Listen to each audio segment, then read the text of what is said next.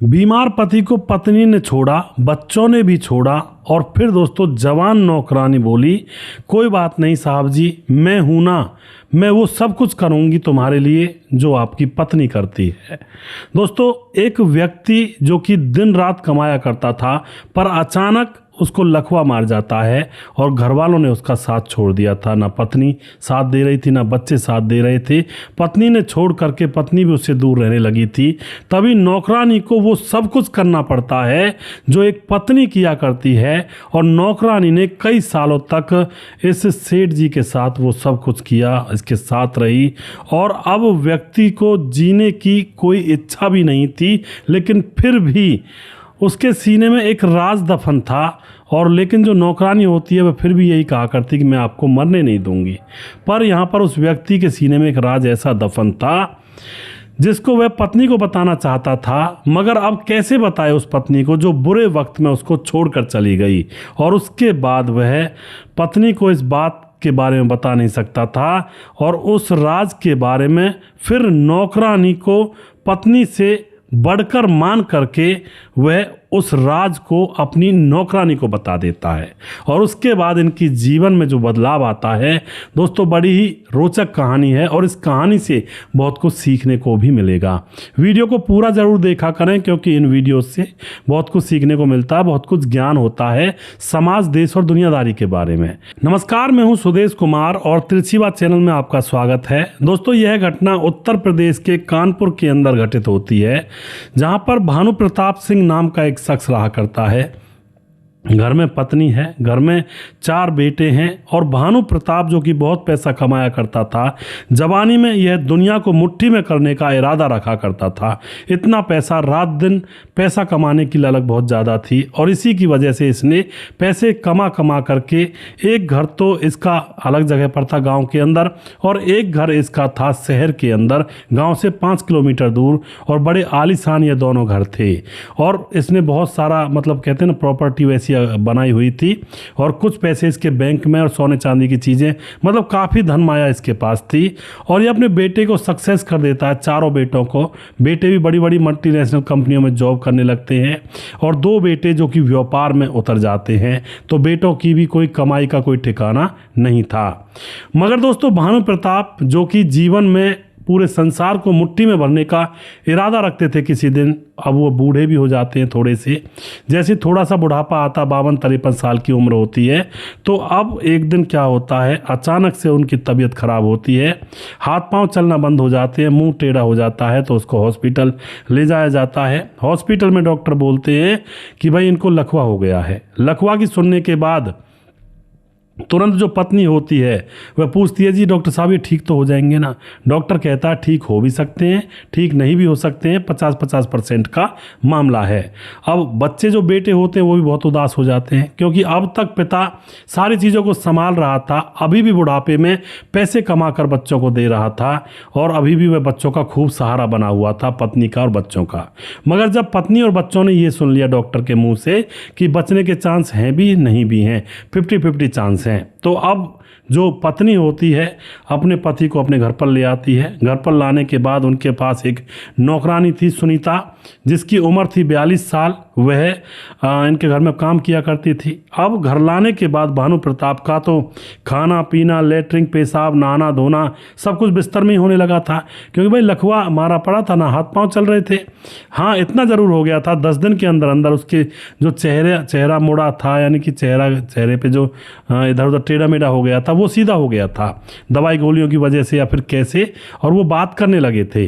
अब बात तो सही से कर रहे थे लेकिन हाथ पांव चल नहीं रहे थे अभी भी। अब क्या होता है, कोई दिक्कत नहीं है। जो इसकी पत्नी होती है वह घर की नौकरानी के साथ मिलकर, सुनीता के साथ मिलकर इसको नहलाती धुलाती, खाना पिला खिलाती, कपड़े धोती, लेटरिन पेशाब सब कुछ करती है।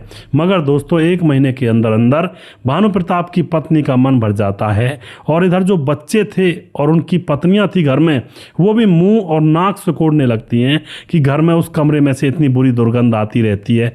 पापा वो उसी में पेशाब कर जाते हैं, उसी में लेटरिन कर जाते हैं। अब कौन यहाँ पर घर में पूरा नरक मचाया हुआ है। इस तरह से जो बहुएं होती हैं वो तो अपने पत्नियों से कहती हैं, तो जो बेटे होते हैं वह अपने पापा को देखते तो हैं लेकिन नाक बहुत सिकोड़ लेते हैं वो भी, और यही गुजारिश करते हैं भगवान से कि भगवान इनको ले जाए तो अच्छा है। इधर जो खुद की पत्नी थी भानु प्रताप की, वो बेटों से और बहुओं से मिल जाती है, कहते हैं ना एक तरह से मंड वाली कर लेती है, और वो भी यही कहने लगते हैं कि हाँ बदबू उठती है घर के अंदर, ये बुढ़ा इसको भी लकवा मार गया। यानी कि जो आदमी पूरे जीवन भर कमाता रहा, बच्चों को सही लाइन पकड़ा दी, कभी पैसे की तंगी नहीं होने दी, पूरी प्रॉपर्टी वगैरह खरीद कर रख दी, आज वो आदमी बीमार हो गया तो आज उससे नफरत करने लगे थे उसकी पत्नी और उसके बेटे और बेटों की पत्नियां। अब तो दोस्तों यहाँ पर क्या होता है, अब जो भानु प्रताप की पत्नी होती है वह देखती है कि नौकरानी अच्छे से नहलाती धुलाती है, खाना भी खिला देती है, कपड़े भी पहना देती है, कपड़े धो भी देती है। तो अब भानु प्रताप की पत्नी एक प्लानिंग करती है, अपने बेटों से बात करती है और बात करने के बाद अपनी नौकरानी से कहती है सुनीता से कि सुनीता हम तुझे डबल सैलरी दे दिया करेंगे और तू अपने मालिक के कपड़े वगैरह धोती है, सब कुछ करती है, मेरे साथ मिलकर नहलाती धुलाती, कपड़े बदलती है, तू ही कर लिया करना इसकी। और हम तो जा रहे हैं शहर वाले घर में क्योंकि मेरे बहू और मेरे बेटों को बहुत ज़्यादा यहाँ पर रहने में मुसीबत हो रही है। अब तो जो नौकरानी होती है एकदम से झटका लगता है उसको कि ये कैसी पत्नी है, कैसे बेटे हैं, कैसी बहुएँ हैं। लेकिन नौकरानी क्या करती, नौकरानी थी, वह कह देती है ठीक है मालकिन, मैं तो मालिक की कर ही दूँगी जैसे तैसे मुझ पर होगा। और उसके बाद दोस्तों ये भानु प्रताप की पत्नी भानु प्रताप से कहती है कि देखो जी अब तुम बीमार हो गए हो, बीमारी में कौन क्या करें, अब हम बताओ, तुम्हारा दुख तो तुम्हें झेलना पड़ेगा। अब तुम्हारे यहाँ पर बैठकर तुम कोई काम तो करोगे नहीं। अब ये जो घर में सुनीता है तुम्हारी देख रेख कर लिया करेगी और मैं बच्चों को लेकर शहर वाले घर में शिफ्ट हो रही हूँ क्योंकि बच्चों को बहुत ज़्यादा परेशानी हो रही है आपकी वजह से। अब यह बात कह रही होती है जब भानु प्रताप की पत्नी भानु प्रताप को, तो भानु प्रताप की आंखों में आंसू छलक आते हैं कि आज मेरी ये दुर्दशा जो मैं अब तक भी कमाया था, आज से 2 महीने पहले तक भी कमा रहा था, एकदम से मुझसे ऐसा मोह खत्म हो गया इन लोगों को। और उसके बाद वह कहता भी क्या, कह देता है ठीक है जाओ। और उसके बाद ये सारे लोग वहाँ से शहर चले जाते हैं जो कि 5 किलोमीटर दूर था। और यहाँ पर जो नौकरानी होती है वह सब कुछ करती है, अपने मालिक को नहलाती है, धुलाती है और पत्नी की तरह उसकी सेवा करने लगती है। और इसी तरह से उसका यहाँ पर खाना पीना, कपड़े बदलना, कपड़े लत्ते धोना, साफ़ सफाई करना और लेटरिन पेशाब को इधर उधर डालना, इस तरह की सेवा वो नौकरानी सुनीता करने लगती है। अब तो दोस्तों एक कहावत है, करोगे सेवा तो मिलेगी मेवा, ये तो होना ही है। अब धीरे धीरे समय गुजर रहा होता है। भानु प्रताप की पत्नी जो होती है वह हफ्ते में 1-2 दिन आती है और देख करके चली जाती है, बस बैठती भी नहीं है। ऐसे बेटे आते हैं हफ्ते में, 15 दिन में। अब धीरे धीरे जब समय गुजरता है तो अब क्या होता है दोस्तों, जो पत्नी है वो 2-2 महीने तक नहीं आती, ना ही बच्चे आते 2-2 महीने तक मिलने के लिए, और यह अकेला वहीं पर रहा करता। लेकिन भानु प्रताप की आंखों में आंसू तो थे, मगर जो नौकरानी थी वह अपनी पत्नी से भी बढ़कर उसकी सेवा कर रही थी क्योंकि उसको पैसे मिलते थे। दूसरी बात, वह एक इंसानियत के नाते एक सेवा भाव रह करके उसकी सेवा कर रही थी। ये सारी चीज़ें वह देख रहा होता है भानु प्रताप, और इसी तरह से समय गुजर रहा होता है। अब तो परिवार के लोग 2-2 महीने 3-3 महीने तक नहीं आते, तो भानु प्रताप की आंखों में आंसू आ जाया करते, कभी कभी याद किया करता, पर वो करे तो करे क्या, हाथ पांव तो उसके चलने वाले थे नहीं। अब यहाँ पर क्या होता है, वह ज़्यादा बीमार रहने लगता है भानु प्रताप, और ज़्यादा बीमार रहने लगता है तो ज़्यादा केयरिंग की ज़रूरत होती है। और जो ये नौकरानी थी इसका घर उसी शहर में था जहाँ पर इसके परिवार वाले चले गए थे, तकरीबन 5 किलोमीटर दूर से इसको रोज़ यहाँ पर ऑटो पकड़ कर आना पड़ता था। तो अब भानु प्रताप कहता है कि तुम्हारे बच्चे, तुम्हारे 2 बेटे हैं और तुम घर वाले सब लोग यहाँ पर आ जाओ और पैसे मैं तुम्हें ज़्यादा दिलवा दूंगा, मैं बहुत ज़्यादा बीमार रहने लगा हूँ। और यह बात सुनीता को भी दिखाई दे रही थी कि अब ज़्यादा कंडीशन थोड़ी ख़राब है। तो उसके बाद सुनीता कहती है जी मालिक साहब यहाँ पर कहाँ पर रहेंगे। तो जो भानु प्रताप होता है वह कहता है कि देखो सुनीता, तुम मेरे घर में रहोगी तो लोग न जाने कैसी कैसी बातें करेंगे। पड़ोस में एक घर है और उस पड़ोसी को मेरे पास बुला कर लाओ, उसका घर एक मकान किराए का कमरा है उस पर, उसको मैं दिला दूंगा तुम्हें। छोटा सा घर है, 2-3 कमरे हैं और आंगन भी है थोड़ा सा, उसमें मैं सारा खर्चा मैं दे दिया करूंगा, तुम चिंता मत करो, लेकिन यहीं पर रहोगी तो मेरी देख रेख अच्छे से हो जाएगी। तो अब यह महिला अपने बच्चों को लेकर के वहीं पर आ जाती है और अब खर्चा 30-40 हज़ार रुपया ज़्यादा बढ़ जाता है नौकरानी का। अब जैसे ही खर्चा ज़्यादा बढ़ता है तो बेटे जो होते हैं वो और ज़्यादा परेशान हो जाते हैं। हालांकि बेटे लाखों में कमाया करते, लेकिन अब कहते हैं पापा के ऊपर ये सारे पैसे वेस्ट ही तो जा रहे हैं माँ, और पापा से कहो ना ये क्या कर रखा है उन्होंने, और नौकरानी को यहीं पर ले आए हैं और हम कहाँ से लाएं इतने पैसे। लेकिन वो जो उसकी भानु प्रताप की पत्नी होती है वह कहती है नहीं 30-40 हज़ार रुपये तो तुम्हें देने होंगे, उसकी सारी प्रॉपर्टी जिस पर तुम रह रही हो तुम तो बना भी नहीं पाओगे इतनी प्रॉपर्टी जितनी उन्होंने तुम्हारे लिए बना दी है। इतना ज़रूर भानु प्रताप की पत्नी ने बच्चों से कहा था।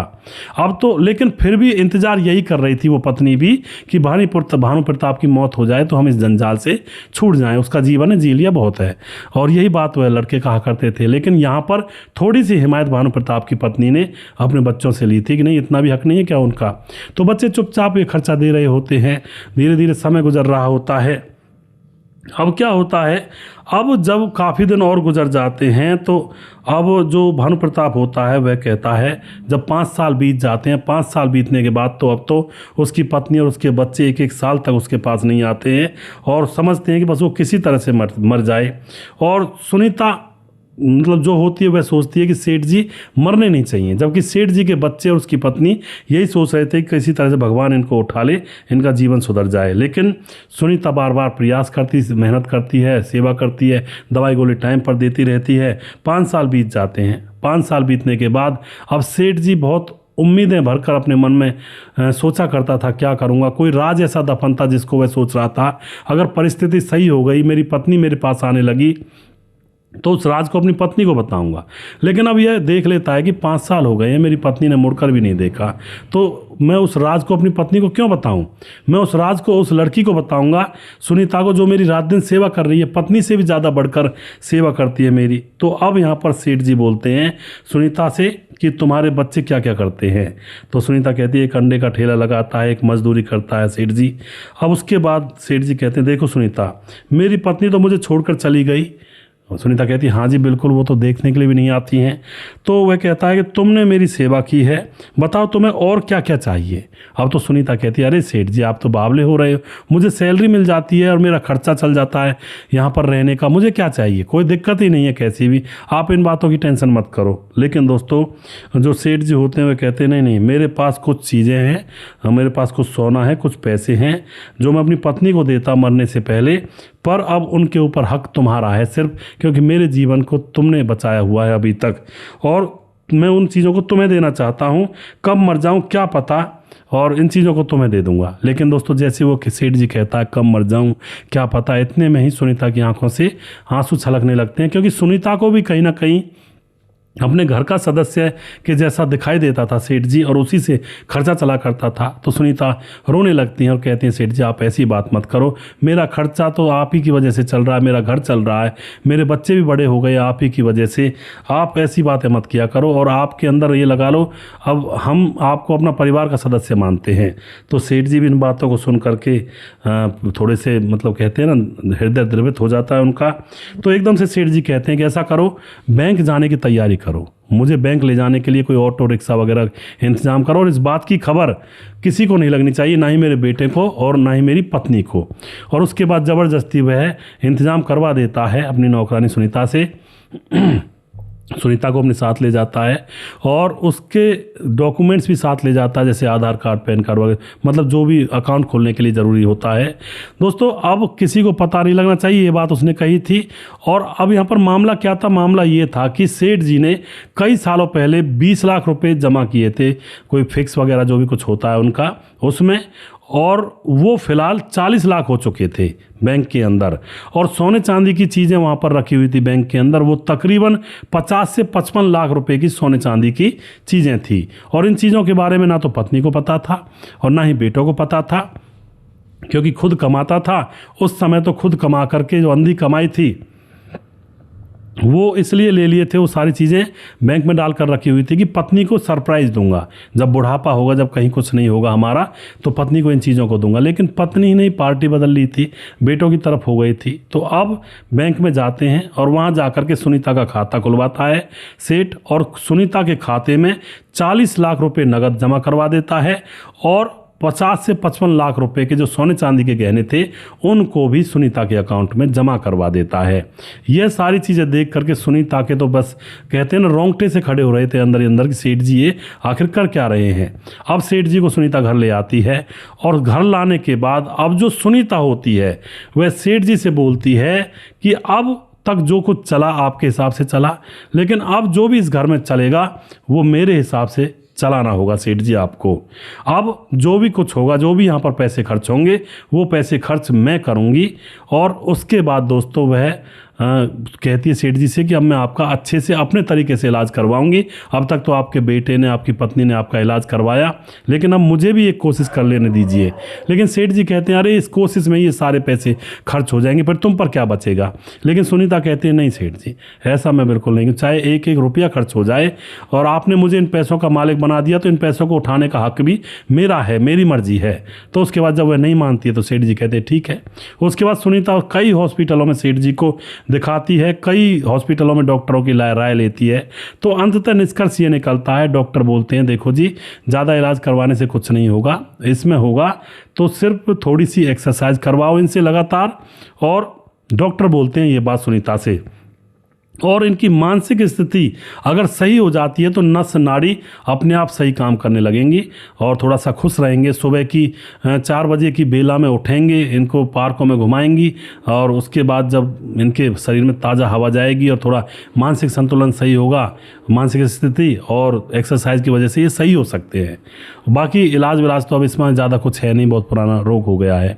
तो अब यह बात नौकरानी के मन में भर जाती है और उसके बाद तो दोस्तों नौकरानी घर में लाने के बाद रोज सुबह उठ करके सबसे पहले सेठ जी को इधर उधर घुमाती, कई कई किलोमीटर तक सड़क पर ताज़ा हवा खिलाने के लिए उनको मतलब व्हील चेयर भी साथ में रहती। जब थक जाते तो व्हील चेयर पर बिठा देती, धीरे धीरे वो चलने लगे थे और चलाने लगी थी उंगली पकड़ करके, कभी बिठाती कभी चलाती। पहले आंगन में चलाती है, आंगन में जब वो चलने लगे थे फिर सड़क पर ले जाती है, बाहर पार्क में और जंगलों की ओर जो खाली रास्ता था वहाँ पर, और ताज़ा हवा और घुमाने फिराने की वजह से दोस्तों 2010 में इनको लकवा हुआ था और 2019 में सेठ जी बिल्कुल ठीक हो जाते हैं, अपने पांव पर खड़े होकर के अच्छी तरह से चलने लगते हैं, दौड़ने लगते हैं, भागने लगते हैं। अब तो सेठ जी की ज़िंदगी बदल चुकी थी, सेठ जी बहुत खुश हो जाते हैं और उसके बाद सेठ जी अपना पुराना कारोबार फिर से संभाल लेते हैं, क्योंकि माइंड तो था उनके अंदर, और जैसे ही पुराना कारोबार संभालते हैं फिर से वो लखपति और करोड़पति बनने लगते हैं। इधर बेटों को तो पता तब चला था जब पिताजी ने बिजनेस जमा दिया था, क्योंकि बीच कूच में 2 महीने में 4 महीने में जब वह मिलने के लिए आते थे तो वह पता लग जाता था, फ़ोन कर देते थे कि पापा हम आ रहे हैं। तो वह ज़बरदस्ती बेड में लेट जाया करता था उनको दिखाने के लिए कि मैं तो अभी बीमार हूँ, लेकिन वो अंदर ही अंदर उसकी जो हालत थी बहुत अच्छी सुधर चुकी थी। और जब वह लाखों में पैसे कमाने लगते हैं तो बच्चों को डायरेक्ट नहीं बताया, बच्चों को आस पड़ोस के लोगों से पता चलता है। जैसे वो भी व्यापार करते थे तो व्यापारी लोग आपस में कहते हैं भाई तुम्हारे पापा से हमने ये माल खरीदा है, तुम्हारे पापा को ये माल बेचा है, तुम्हारे पापा को इतना मुनाफा हो गया होगा इसमें। तो बच्चे कहते हैं हमारे पापा तो बेड में पड़े हैं। तो जब बच्चे ढूंढ मचाते हैं, मतलब देखते हैं, ढूंढा खकोर करते हैं, तो पता चलता है कि अरे पापा तो वो खड़े बिजनेस की डील कर रहे हैं। अब एकदम से पापा के बदले हुए रूप को देख करके बच्चे तो बिल्कुल फेल, क्योंकि जो पापा था, कहते हैं ना पुराने चावल फार होते हैं, जो पापा था अभी भी बुढ़ापे में अपना बिजनेस अपने दोनों बेटों से, और जो 2 बेटे नौकरी में लगे थे उनकी कमाई से, और जो 2 बेटे बिजनेस कर रहे थे उनकी कमाई से दुगना अकेले ने खड़ा कर दिया था। अब तो फिर से पापा के पीछे लगने लगते हैं, लेकिन अब की बार वो पापा धोखा खाने वाला नहीं था। बेटों से कह देता है कि मेरे पास जो था वो मैंने तुम्हें दे दिया, कोई दिक्कत तो नहीं है, लेकिन जो गांव का घर है जहाँ पर मैं रहता हूँ वो मेरा है और मैं ही उसको रखूँगा जब तक जीऊँगा, और मेरे घर पर आने की किसी को कोई ज़रूरत नहीं है। और उसकी पत्नी भी अब गिड़गिड़ाने लगती है कि हमसे गलती हो गई, हमने सोचा कि इस मतलब दुखी हो रहे हो बीमारी में तो मरी जाए तो इससे अच्छा है। तो अब वही कहता है कि भाई मैं मर गया तुम्हारे लिए, तुम यही समझो, लेकिन मुझसे दूर रहो, मैंने पूरी ज़िंदगी तुम लोगों को दी और तुम लोगों ने मुझे लास्ट वक्त में अकेला छोड़ दिया। तो उनसे दूर हो जाता है। और इधर जो नौकरानी थी उसके बेटे का एक बहुत अच्छा सा रेस्टोरेंट खुलवाता है और नौकरानी अच्छे से घर में रहती है। उसकी अभी भी अब तो वैसी सेवा तो कुछ नहीं करती, नहा धो तो अपने आप लेता है, खाना वगैरह बना देती है, घर में झाड़ू पोछा बर्तन, जबकि नौकरानी बहुत अमीर है, भाई करोड़पति है, करोड़ के आसपास रुपए हैं उसके पास, लेकिन वो सेठ जी का बहुत शुक्रिया करती है और नौकरानी के दोनों बेटे सेटल हो जाते हैं। एक होटल खुलवा दिया जाता है, उसी में दोनों भाई अच्छे से काम करते हैं और फिर कुछ दिन बाद नौकरानी के बच्चों की शादी भी हो जाती है और सेठ जी अपना जीवन अच्छे से गुजार रहे होते हैं। इस तरह से दोस्तों बुरे वक्त में परिवार ने साथ नहीं दिया और फिर किस्मत ऐसी पलटी, सेठ की तबीयत उस नौकरानी की वजह से सही हो गई और फिर अपनी पत्नी और अपने बेटों को सबक सिखाया और दोबारा खड़ा होकर दिखाया कि मैं ही हूँ और तुम लोग ही हो। तुम लोगों ने मुझे ऐसा समझ लिया था, लेकिन सेठ जी कम नहीं थे, उन्होंने दोबारा से अपने हुनर को निकाला और फिर अच्छे से रहकर गए। दोस्तों उसके बाद ये भी बताया जा रहा था इस कहानी के अंदर कि सेठ जी जो वसीयत है वो नौकरानी के और नौकरानी के बच्चों के खिलाफ मतलब लिए कर रहे थे, लेकिन जो बच्चे हैं उन्होंने थोड़ा मतलब झगड़ा सा कर दिया था कि हम कहाँ जाएंगे, ये कहाँ जाएंगे। तो समाज जब इकट्ठा हुआ था तो समाज के कहने पर सेठ जी ने जो वसीयत लिखी थी कि जो मैं कमाऊँगा, जो भी मेरी कमाई होगी उसमें से सिर्फ 25% मैं अपने बच्चों को दूंगा, लेना है तो ले लो, नहीं तो ये भी नहीं मिलेगा। तो 25% बहुत होता है, बच्चे लालची थे तो मान जाते हैं। तो इस तरह से यहाँ पर बाद में वसीयत भी इनकी हो गई थी। तो आप जो भी कुछ कहना चाहते हैं इस घटना के बारे में अपनी राय कमेंट बॉक्स में लिख सकते हैं। दोस्तों बहुत ही रोचक और इंटरेस्टिंग कहानी थी। इन कहानियों से सीख मिलती है जीवन के बारे में कि बुरा वक्त आए तो किस तरह से रहना चाहिए परिवार को, परिवार के लोगों को। आप जो भी कुछ कहना चाहते हैं अपनी राय लिख सकते हैं। वीडियो के लास्ट में कुछ भाइयों के नाम लूँगा। हमारे साथ हैं करतार सिंह, कमेंट करते हैं। समाधान पाटिल कमेंट करते हैं। राम मोहम्मद यासीन लाहौर पाकिस्तान से कमेंट करते हैं। राम गोसाई कमेंट करते हैं। ऋतिक कारकी दौली कमेंट करते हैं। रतनलाल शर्मा कमेंट करते हैं। उसके बाद मोहम्मद फरमान है। अमित पटेल बिहार बेलवा मोतिहारी जिला से हैं और इनके दोस्तों के नाम है सिक्रम, रोहित और रोशन, जो कि हमारे वीडियोस को देखते हैं। बहुत बहुत धन्यवाद करते हैं जी आप सभी का। गोरेलाल जायसवाल कमेंट करते हैं। ओम नाइम कमेंट करते हैं। धीरज बर्नवाल कमेंट करते हैं। भरत तिवारी कमेंट करते हैं। बालू नायक हैं। हरेंद्र सिंह हैं। सुजीत कुमार हैं। प्रवीण बघेल शिवपुरी से। मुकेश कुमार यूपी तरासी से और सूरवीर सिंह कमेंट करते हैं। रघुवीर यादव कमेंट करते हैं। दयाल सिंह और भारती वर्मा कमेंट करती हैं। प्रवीण बघेल दोबारा से। शहर लाला कमेंट करते हैं। कपिल देव प्रजापति हैं और माया देवी कमेंट करते हैं। सूरज डी फिजी से कमेंट करते हैं। मोनू जैन कमेंट करते हैं। मुनमुन श्रीवास्तव जी लगातार कमेंट करते हैं। बहुत बहुत धन्यवाद करते हैं मुनमुन जी आपका। और उसके बाद भीमदत्त जोशी कमेंट करते हैं। मंजूर अहमद कमेंट करते हैं। कृष्ण कुमार कमेंट करते हैं। सुजीत कुमार, मोहम्मद मिस्तकीन कमेंट करते हैं। मोहम्मद जहांगीर कमेंट करते हैं। और उसके बाद रजत सैनी है। मोनू जैन है। अनिल शर्मा है। अम्बेडकरवादी उत्तम राम मेघवंशी कमेंट करते हैं। राम मोहम्मद यासीन लाहौर पाकिस्तान से। राधेश्याम शर्मा सृष्टि जयपुर राजस्थान से। राजकिशोर चौरसिया महाबलेश्वर महाराज से। छगनदास खारडाबाद राजस्थान से। दुर्योधन भाई लगातार कमेंट करते हैं और सुशील चौधरी हमारे भी लगातार कमेंट करते हैं। अभी भी जिस भाई का नाम रह गया उस भाई का नाम अगली वीडियो में जरूर लूँगा। अगला वीडियो बहुत जल्दी फिर से लेकर आऊँगा। तब तक आप खुश रहें, सावधान रहें। जय हिंद, जय भारत।